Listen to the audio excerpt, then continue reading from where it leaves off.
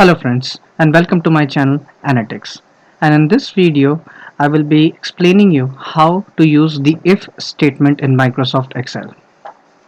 I have all the sales records in column H, and in column I need to qualify whether if this sale is greater than 100, then it is qualified, or else if the sales is less than 100, then it becomes disqualified. So I will use the if condition in all the cells over here in column I to find that out. So I will use the formula is equal to if, open bracket, this cell is greater than 100, comma, the condition is it is qualified. QUALIFIED, qualified. Quotes closed, comma.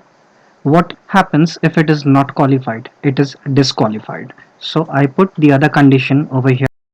Open the quotes, DISQUALIFIED, disqualified.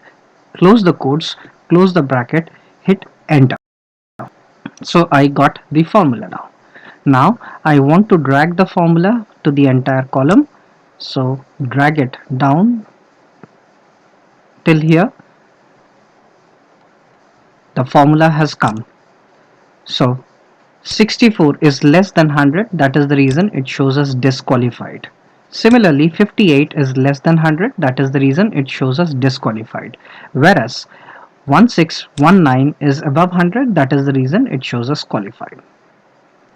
So guys, I hope you really liked this video, and if you found this video helpful, do not forget to hit the thumbs up icon, which is the like icon down there, and also do subscribe to my channel so that you get early notifications whenever I post new such educational videos.